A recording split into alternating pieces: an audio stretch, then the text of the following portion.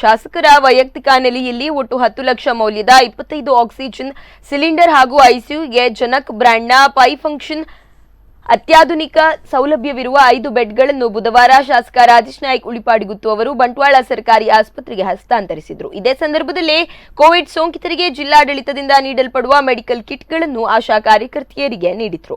ಬಳಿಕ ಮಾತನಾಡಿದ ಅವರು, ಜಿಲ್ಲಾಡಳಿತವು ಕೊರೋನಾ ಸೋಂಕಿತರಿಗೆ ಒಂದೇ ಕಿಟ್ನೊಳಗೆ ಎಲ್ಲಾ ಸೌಕರ್ಯ ನೀಡುವ 10,000 ಕಿಟ್ಗಳನ್ನು ಸಿದ್ಧಪಡಿಸಿದೆ. ಅದರಲ್ಲಿ 349 ಆಕ್ಸಿಮೀಟರ್, ಬಂಟ್ವಾಳಕ್ಕೆ 1,000 ಸೋಂಕಿತರ ಕಿಟ್ಗಳು ಬಂದಿವೆ. ಸದ್ಯದಲ್ಲಿ ಅದನ್ನು ಆಶಾ ಕಾರ್ಯಕರ್ತೆಯರು ಮನೆ ಮನೆಗೆ ತಲುಪಿಸಲಿದ್ದಾರೆ ಎಂದರು.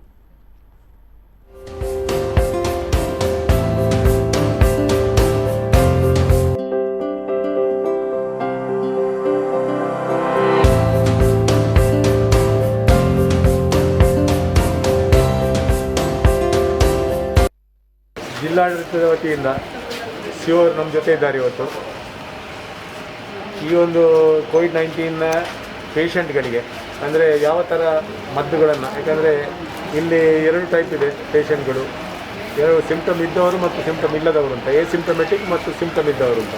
ಈ ಮನೆಯಲ್ಲಿ ಅವರು ಮನೆಯಲ್ಲಿ ಭಾಳಷ್ಟು ಜನ ಮನೆಯಲ್ಲಿ ಇದ್ದಾರೆ. ಈಗ ಆಸ್ಪತ್ರೆ ಅಡ್ಮಿಟ್ ಆದವರಿಗೆ ಆಸ್ಪತ್ರೆ ಪ್ರಿಸ್ಕ್ರಿಪ್ಷನ್ ಥರ ನಾವು ಮದ್ದು ಕೊಡ್ತಾ ಇದ್ದೇವೆ. ಆದರೆ ಮನೆಯಲ್ಲಿ ಹೋಮ್ ಐಸೋಲೇಷನಲ್ಲಿ ಇದ್ದವರಿಗೆ ಯಾವ ಥರ ಮದ್ದು ಬೇಕಂದರೆ ಮೆಡಿಕಲ್ ಕಿಟ್ಟೇ ಮಾಡಿದ್ದಾರೆ ಜಿಲ್ಲಾಡಳಿತದಿಂದ.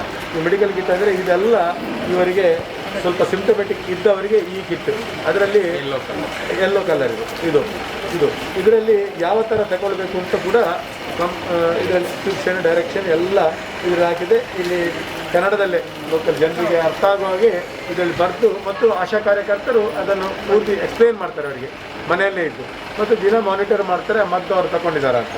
ಇದು ಸ್ವಲ್ಪ ಸಿಂಪ್ಟಮೆಟಿಕ್, ಅವ್ರಿಗೆ ಏನು ಇರುವುದಿಲ್ಲ, ಆದರೂ ಕೆಲವು ಜಿಂಕ್ ಅಂಥದ್ದು, ವಿಟಮಿನ್ ಸಿ ಅಂಥದ್ದು ಮದ್ದುಗಳನ್ನು ಕೊಡುವಂಥ 2 ಟೈಪಿನ ಕಿಟ್ ಮಾಡಿದ್ದಾರೆ.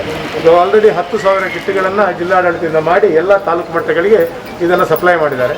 ಇದೆಲ್ಲ ಒಂದು ಪೇಷಂಟ್ಗಳಿಗೆ ಈ ಮದ್ದಿನ ವ್ಯವಸ್ಥೆ ಸಿಗ್ತದೆ.